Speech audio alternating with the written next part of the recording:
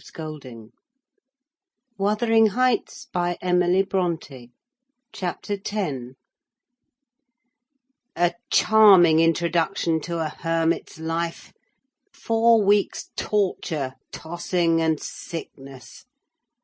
Oh, these bleak winds, and bitter northern skies, and impassable roads, and dilatory country surgeons! And oh, this dearth of the human physiognomy! And worse than all, the terrible intimation of Kenneth that I need not expect to be out of doors till spring. Mr. Heathcliff has just honoured me with a call. About 7 days ago he sent me a brace of grouse, the last of the season. Scoundrel! He is not altogether guiltless in this illness of mine, and that I had a great mind to tell him. But, alas, how could I offend a man who was charitable enough to sit at my bedside a good hour, and talk on some other subject than pills and draughts, blisters and leeches? This is quite an easy interval. I am too weak to read, yet I feel as if I could enjoy something interesting. Why not have up Mrs. Dean to finish her tale? I can recollect its chief incidents, as far as she had gone. Yes, I remember her hero had run off and never been heard of for 3 years, and the heroine was married. I'll ring. She'll be delighted to find me capable of talking cheerfully. Mrs. Dean came. "It wants 20 minutes, sir, to taking the medicine," she commenced.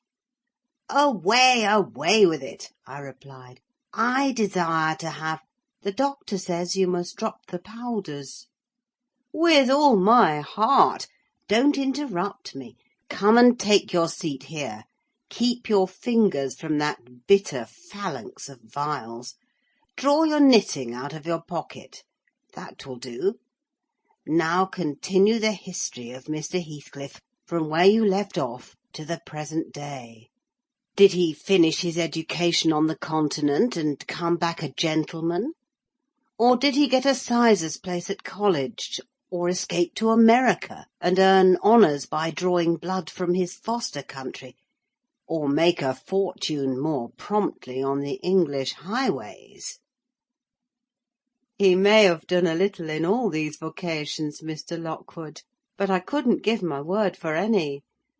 I stated before that I didn't know how he gained his money, neither am I aware of the means he took to raise his mind from the savage ignorance into which it was sunk.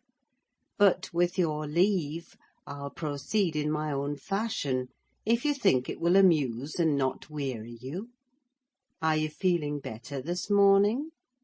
"Much. That's good news."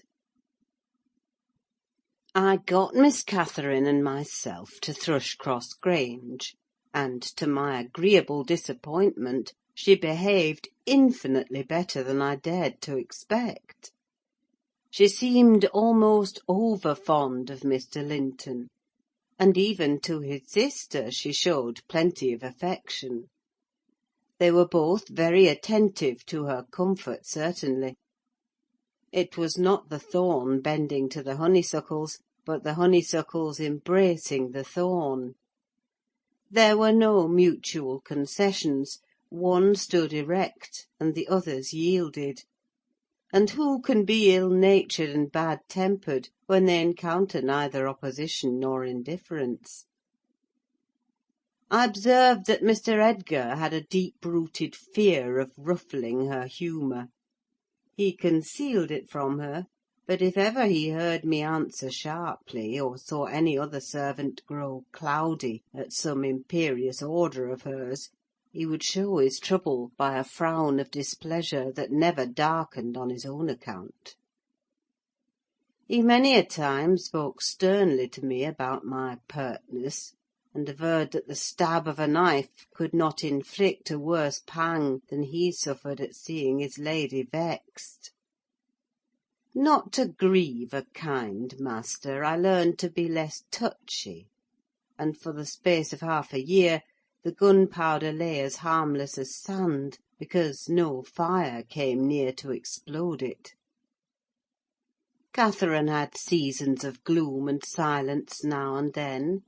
They were respected with sympathising silence by her husband, who ascribed them to an alteration in her constitution, produced by her perilous illness, as she was never subject to depression of spirits before. The return of sunshine was welcomed by answering sunshine from him. I believe I may assert that they were really in possession of deep and growing happiness. It ended. Well, we must be for ourselves in the long run. The mild and generous are only more justly selfish than the domineering. And it ended when circumstances caused each to feel that the one's interest was not the chief consideration in the other's thoughts. On a mellow evening in September, I was coming from the garden with a heavy basket of apples which I had been gathering. It had got dusk, and the moon looked over the high wall of the court, causing undefined shadows to lurk in the corners of the numerous projecting portions of the building. I set my burden on the house steps by the kitchen door, and lingered to rest, and drew in a few more breaths of the soft, sweet air. My eyes were on the moon, and my back to the entrance, when I heard a voice behind me say, "Nelly, is that you?" It was a deep voice, and foreign in tone, yet there was something in the manner of pronouncing my name which made it sound familiar. I turned about to discover who spoke, fearfully, for the doors were shut, and I had seen nobody on approaching the steps.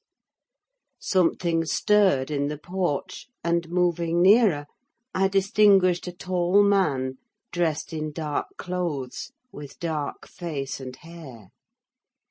He leant against the side, and held his fingers on the latch, as if intending to open for himself. Who can it be? I thought. Mr. Earnshaw? Oh, no! The voice has no resemblance to his. "I have waited here an hour," he resumed, while I continued staring, "and the whole of that time all round has been as still as death. I dared not enter. You do not know me?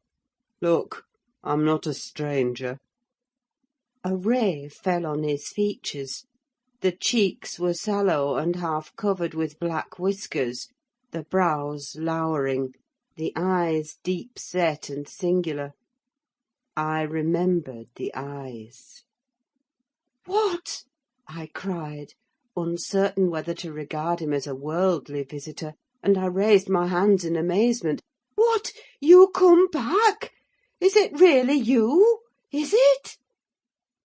"Yes, Heathcliff," he replied, glancing from me up to the windows, which reflected a score of glittering moons, but showed no lights from within. "Are they at home? Where is she? Nelly, you're not glad. You needn't be so disturbed. Is she here? Speak! I want to have one word with her, your mistress. Go and say some person from Gimmerton desires to see her." "How will she take it?" I exclaimed. "What will she do? The surprise bewilders me. It will put her out of her head. And you are Heathcliff, but altered. Nay, there's no comprehending it. Have you been for a soldier?" "Go and carry my message," he interrupted impatiently. "I'm in hell till you do." He lifted the latch, and I entered; but when I got to the parlour, where Mr. and Mrs. Linton were, I could not persuade myself to proceed. At length I resolved on making an excuse, to ask if they would have the candles lighted, and I opened the door. They sat together in a window whose lattice lay back against the wall, and displayed, beyond the garden trees and the wild green park, the valley of Gimmerton, with a long line of mist winding nearly to its top; for very soon after you pass the chapel, as you may have noticed, the sough that runs from the marshes joins a beck which follows the bend of the glen. Wuthering Heights rose above this silvery vapour, but our old house was invisible: it rather dips down on the other side. Both the room and its occupants, and the scene they gazed on, looked wondrously peaceful. I shrank reluctantly from performing my errand, and was actually going away, leaving it unsaid, after having put my question about the candles, when a sense of my folly compelled me to return, and mutter, "A person from Gimmerton wishes to see you, ma'am." "What does he want?" asked Mrs. Linton. I did not question him. I answered. "Well, close the curtains, Nelly," she said, "and bring up tea. I'll be back again directly." She quitted the apartment. Mr. Edgar inquired carelessly who it was. "Some one mistress does not expect," I replied. "That Heathcliff, you recollect him, sir, who used to live at Mr. Earnshaw's?" "What, the gipsy, the ploughboy?" he cried. "Why did you not say so to Catherine?" "Hush! You must not call him by those names, master," I said. "She'd be sadly grieved to hear you. She was nearly heartbroken when he ran off. I guess his return will make a jubilee to her." Mr. Linton walked to a window on the other side of the room that overlooked the court. He unfastened it and leant out. I suppose they were below, for he exclaimed quickly, "Don't stand there, love! Bring the person in, if it be any one particular." Ere long I heard the click of the latch, and Catherine flew upstairs, breathless and wild, too excited to show gladness. Indeed, by her face, you would rather have surmised an awful calamity. "Oh, Edgar, Edgar!" she panted, flinging her arms round his neck. "Oh, Edgar, darling! Heathcliff's come back! He is!" And she tightened her embrace to a squeeze. "Well, well," cried her husband, crossly, "don't strangle me for that. He never struck me as such a marvellous treasure. There's no need to be frantic." "I know you didn't like him," she answered, repressing a little the intensity of her delight. "Yet for my sake you must be friends now. Shall I tell him to come up?" "Here?" he said. "Into the parlour?" "Where else?" she asked. He looked vexed, and suggested the kitchen as a more suitable place for him. Mrs. Linton eyed him with a droll expression, half angry, half laughing at his fastidiousness. "No," she added, after a while, "I cannot sit in the kitchen. Set 2 tables here, Ellen: one for your master and Miss Isabella, being gentry; the other for Heathcliff and myself, being of the lower orders. Will that please you, dear? Or must I have a fire lighted elsewhere? If so, give directions. I'll run down and secure my guest. I'm afraid the joy is too great to be real." She was about to dart off again, but Edgar arrested her. "You bid him step up," he said, addressing me. "And, Catherine, try to be glad without being absurd. The whole household need not witness the sight of your welcoming a runaway servant as a brother." I descended, and found Heathcliff waiting under the porch, evidently anticipating an invitation to enter. He followed my guidance without waste of words, and I ushered him into the presence of the master and mistress, whose flushed cheeks betrayed signs of warm talking. But the lady's glowed with another feeling when her friend appeared at the door. She sprang forward, took both his hands, and led him to Linton. And then she seized Linton's reluctant fingers and crushed them into his. Now, fully revealed by the fire and candlelight, I was amazed, more than ever, to behold the transformation of Heathcliff. He had grown a tall, athletic, well-formed man, beside whom my master seemed quite slender and youth-like. His upright carriage suggested the idea of his having been in the army. His countenance was much older in expression and decision of feature than Mr. Linton's. It looked intelligent, and retained no marks of former degradation. A half-civilised ferocity lurked yet in the depressed brows and eyes full of black fire, but it was subdued, and his manner was even dignified, quite divested of roughness, though stern for grace. My master's surprise equalled or exceeded mine. He remained for a minute at a loss how to address the ploughboy, as he had called him. Heathcliff dropped his slight hand, and stood looking at him coolly, till he chose to speak. "Sit down, sir," he said at length. "Mrs. Linton, recalling old times, would have me give you a cordial reception, and of course I am gratified when anything occurs to please her." "And I also," answered Heathcliff, "especially if it be anything in which I have a part. I shall stay an hour or two willingly." He took a seat opposite Catherine, who kept her gaze fixed on him, as if she feared he would vanish were she to remove it. He did not raise his to her often: a quick glance now and then sufficed; but it flashed back, each time more confidently, the undisguised delight he drank from hers. They were too much absorbed in their mutual joy to suffer embarrassment. Not so Mr. Edgar. He grew pale with pure annoyance, a feeling that reached its climax when his lady rose, and, stepping across the rug, seized Heathcliff's hands again, and laughed like one beside herself. "I shall think it a dream to-morrow," she cried. "I shall not be able to believe that I have seen and touched and spoken to you once more.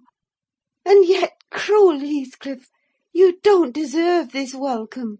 To be absent and silent for 3 years, and never to think of me!" "A little more than you have thought of me," he murmured.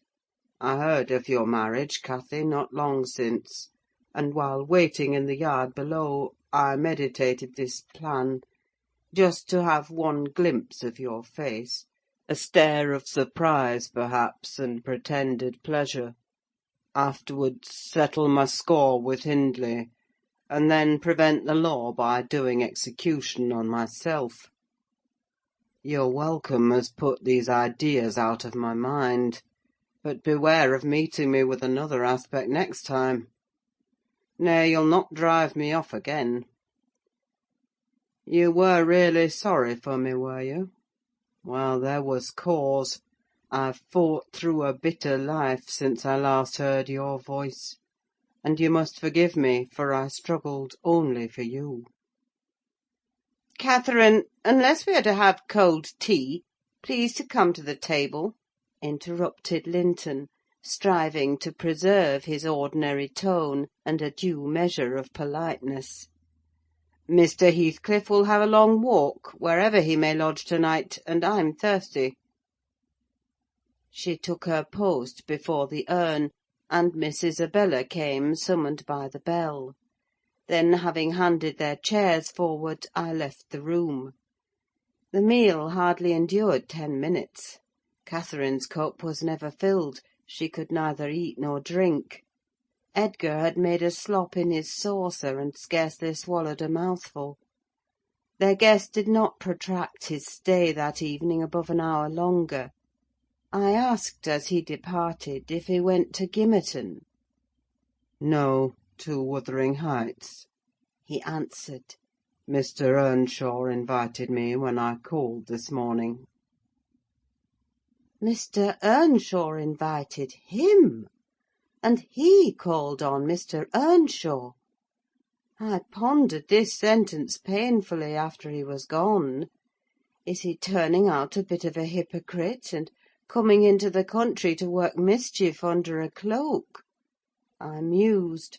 I had a presentiment in the bottom of my heart that he had better have remained away. About the middle of the night, I was wakened from my first nap by Mrs. Linton gliding into my chamber, taking a seat on my bedside, and pulling me by the hair to rouse me. "I cannot rest, Ellen," she said, by way of apology, "and I want some living creature to keep me company in my happiness. Edgar is sulky because I am glad of a thing that does not interest him. He refuses to open his mouth, except to utter pettish, silly speeches; and he affirmed I was cruel and selfish for wishing to talk when he was so sick and sleepy. He always contrives to be sick at the least cross. I gave a few sentences of commendation to Heathcliff, and he, either for a headache or a pang of envy, began to cry; so I got up and left him." "What use is it praising Heathcliff to him?" I answered. "As lads they had an aversion to each other, and Heathcliff would hate just as much to hear him praised. It's human nature. Let Mr. Linton alone about him, unless you would like an open quarrel between them."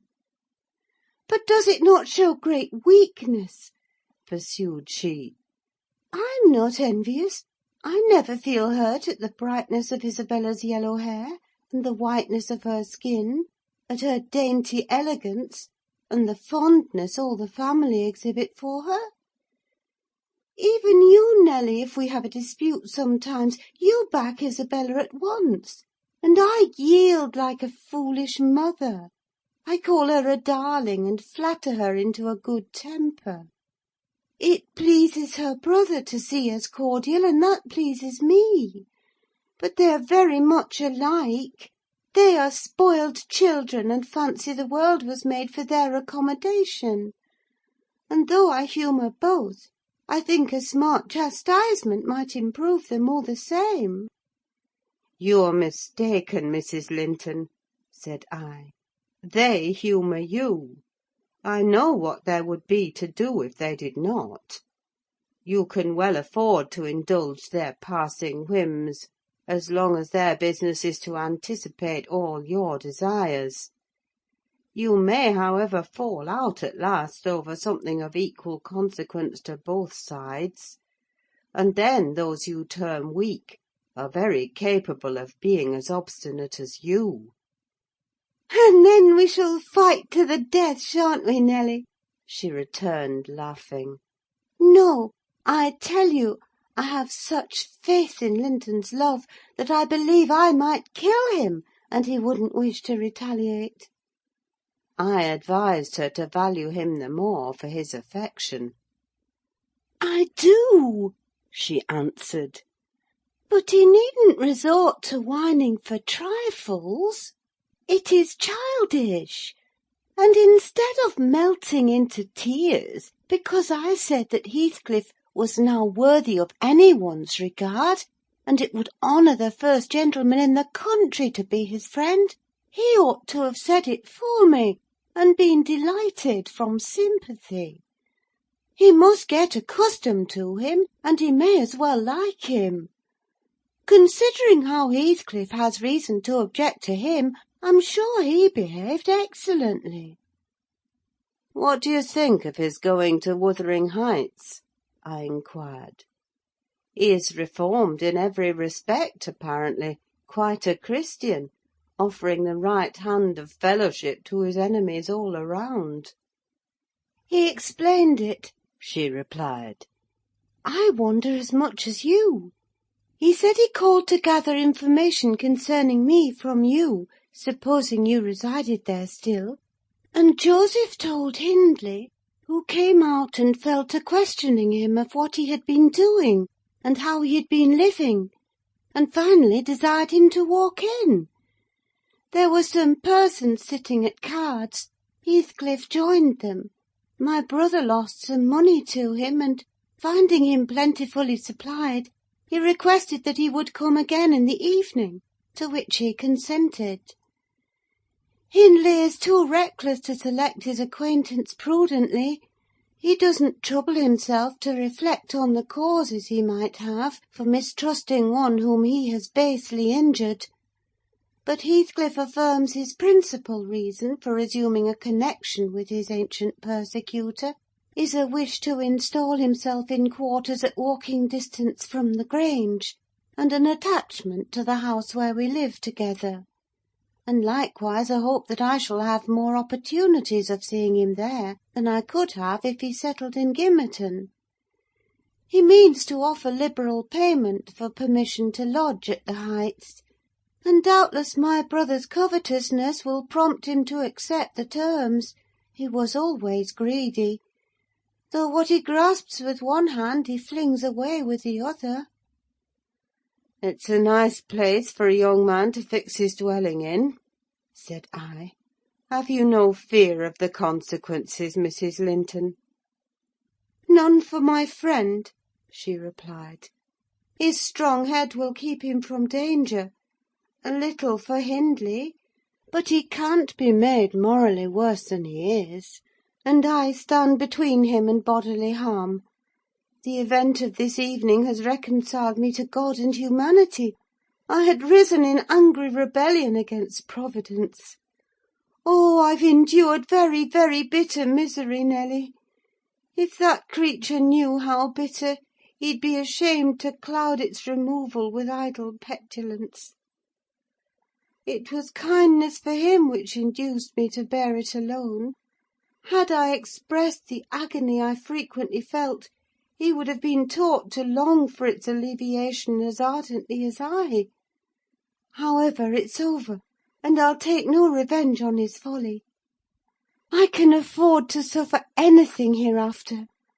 Should the meanest thing alive slap me on the cheek, I'd not only turn the other, but I'd ask pardon for provoking it; and as a proof, I'll go make my peace with Edgar instantly.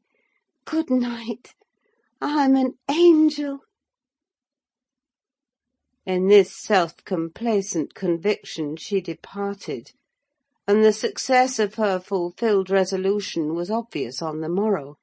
Mr. Linton had not only abjured his peevishness, though his spirits seemed still subdued by Catherine's exuberance of vivacity, but he ventured no objection to her taking Isabella with her to Wuthering Heights in the afternoon, and she rewarded him with such a summer of sweetness and affection in return as made the house a paradise for several days, both master and servants profiting from the perpetual sunshine. Mr. Heathcliff, I should say in future, used the liberty of visiting at Thrushcross Grange cautiously at first. He seemed estimating how far its owner would bear his intrusion. Catherine also deemed it judicious to moderate her expressions of pleasure in receiving him, and he gradually established his right to be expected. He retained a great deal of the reserve for which his boyhood was remarkable, and that served to repress all startling demonstrations of feeling.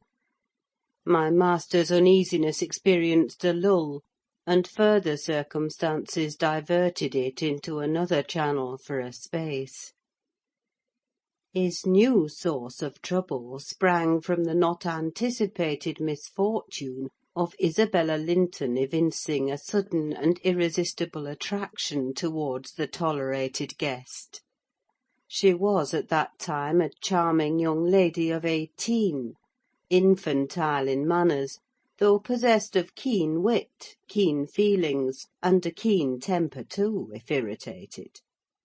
Her brother, who loved her tenderly, was appalled at this fantastic preference. Leaving aside the degradation of an alliance with a nameless man, and the possible fact that his property, in default of heirs male, might pass into such a one's power, he had sense to comprehend Heathcliff's disposition; to know that though his exterior was altered, his mind was unchangeable and unchanged. And he dreaded that mind: it revolted him; he shrank forebodingly from the idea of committing Isabella to its keeping. He would have recoiled still more had he been aware that her attachment rose unsolicited, and was bestowed where it awakened no reciprocation of sentiment; for the minute he discovered its existence he laid the blame on Heathcliff's deliberate designing. We had all remarked during some time that Miss Linton fretted and pined over something. She grew cross and wearisome, snapping at and teasing Catherine continually, at the imminent risk of exhausting her limited patience. We excused her to a certain extent on the plea of ill health: she was dwindling and fading before our eyes. But one day, when she had been peculiarly wayward, rejecting her breakfast, complaining that the servants did not do what she told them, that the mistress would allow her to be nothing in the house, and Edgar neglected her, that she had caught a cold with the doors being left open, and we let the parlour fire go out on purpose to vex her, with 100 yet more frivolous accusations, Mrs. Linton peremptorily insisted that she should get to bed, and having scolded her heartily, threatened to send for the doctor. Mention of Kenneth caused her to exclaim instantly that her health was perfect, and it was only Catherine's harshness which made her unhappy. "How can you say I'm harsh, you naughty fondling?" cried the mistress, amazed at the unreasonable assertion. "You are surely losing your reason. When have I been harsh? Tell me." "Yesterday," sobbed Isabella, "and now." "Yesterday?" said her sister-in-law. "On what occasion?" "In our walk along the moor. You told me to ramble where I pleased, while you sauntered on with Mr. Heathcliff." "And that's your notion of harshness?" said Catherine, laughing. "It was no hint that your company was superfluous. We didn't care whether you kept with us or not. I merely thought Heathcliff's talk would have nothing entertaining for your ears." "Oh, no!"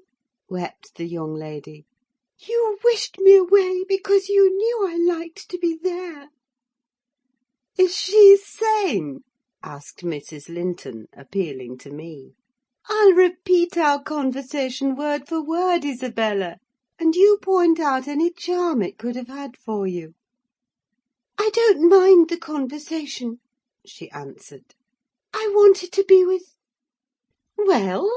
said Catherine, perceiving her hesitate to complete the sentence. "With him, and I won't always be sent off," she continued, kindling up. "You are a dog in the manger, Cathy, and desire no one to be loved but yourself." "You are an impertinent little monkey!" exclaimed Mrs. Linton, in surprise. "But I'll not believe this idiocy. It's impossible that you can covet the admiration of Heathcliff, that you consider him an agreeable person. I hope I have misunderstood you, Isabella." "No, you have not," said the infatuated girl. "I love him more than ever you loved Edgar, and he might love me, if you would let him." "I wouldn't be you for a kingdom, then," Catherine declared emphatically, and she seemed to speak sincerely. "Nelly, help me to convince her of her madness. Tell her what Heathcliff is: an unreclaimed creature without refinement, without cultivation, an arid wilderness of furze and whinstone. I'd as soon put that little canary into the park on a winter's day as recommend you to bestow your heart on him. It is deplorable ignorance of his character, child, and nothing else, which makes that dream enter your head. Pray don't imagine that he conceals depths of benevolence and affection beneath a stern exterior. He's not a rough diamond, a pearl-containing oyster of a rustic. He's a fierce, pitiless, wolfish man. I never say to him, let this or that enemy alone because it would be ungenerous or cruel to harm them. I say, let them alone because I should hate them to be wronged. And he'd crush you like a sparrow's egg, Isabella, if he found you a troublesome charge. I know he couldn't love a Linton, and yet he'd be quite capable of marrying your fortune and expectations. Avarice is growing with him a besetting sin. There's my picture, and I'm his friend, so much so that had he thought seriously to catch you, I should perhaps have held my tongue and let you fall into his trap. Miss Linton regarded her sister-in-law with indignation. For shame! For shame! She repeated angrily. You are worse than 20 foes, you poisonous friend. Ah, you won't believe me then, said Catherine. You think I speak from wicked selfishness? I'm certain you do, retorted Isabella, and I shudder at you. Good, cried the other. Try for yourself if that be your spirit. I have done, and yield the argument to your saucy insolence. And I must suffer for her egotism, she sobbed as Mrs. Linton left the room. All is against me. She has blighted my single consolation. But she uttered falsehoods, didn't she? Mr. Heathcliff is not a fiend. He has an honourable soul, and a true one, or how could he remember her? Banish him from your thoughts, miss, I said. He's a bird of bad omen, no mate for you. Mrs. Linton spoke strongly, and yet I can't contradict her. She is better acquainted with his heart than I, or any one besides, and she never would represent him as worse than he is. Honest people don't hide their deeds. How has he been living? How has he got rich? Why is he staying at Wuthering Heights, the house of a man whom he abhors?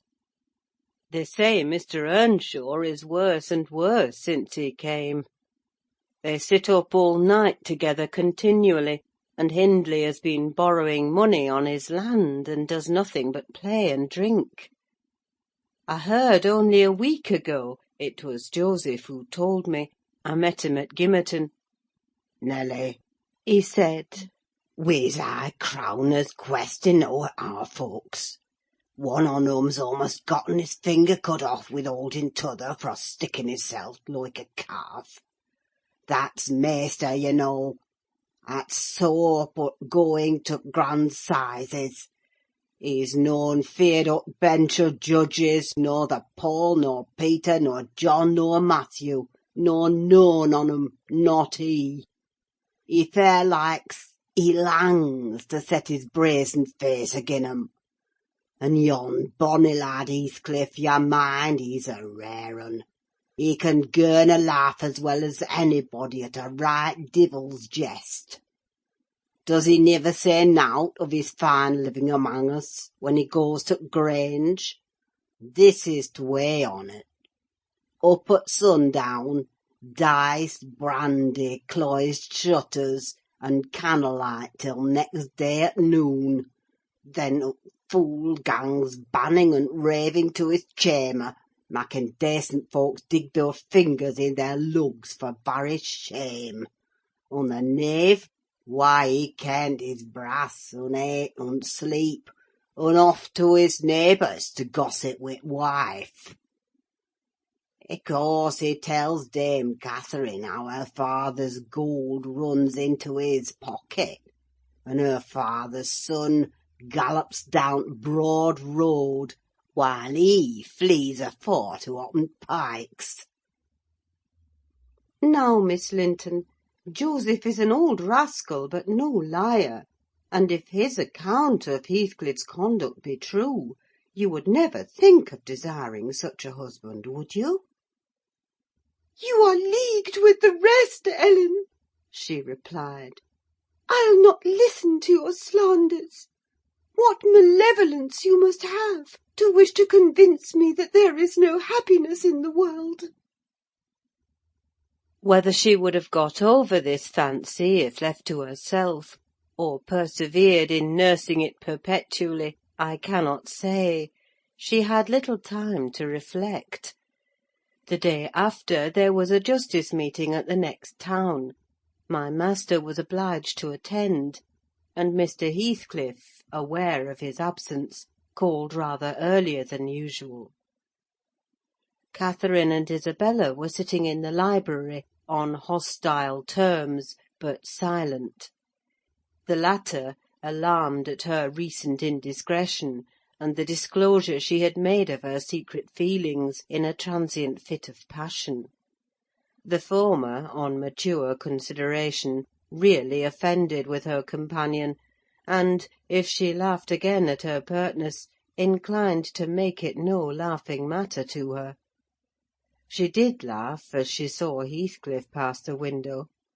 I was sweeping the hearth, and I noticed a mischievous smile on her lips. Isabella, absorbed in her meditations or a book, remained till the door opened, and it was too late to attempt an escape, which she would gladly have done had it been practicable. Come in, that's right! exclaimed the mistress gaily, pulling a chair to the fire. Here are two people sadly in need of a third to thaw the ice between them, and you are the very one we should both of us choose. Heathcliff, I am proud to show you at last somebody that dotes on you more than myself. I expect you to feel flattered. Nay, it's not Nelly, don't look at her.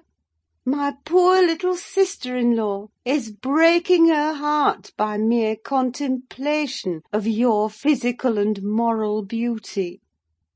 It lies in your own power to be Edgar's brother. No, no, Isabella, you shan't run off, she continued, arresting with feigned playfulness the confounded girl, who had risen indignantly. We were quarrelling like cats about you, Heathcliff, and I was fairly beaten in protestations of devotion and admiration.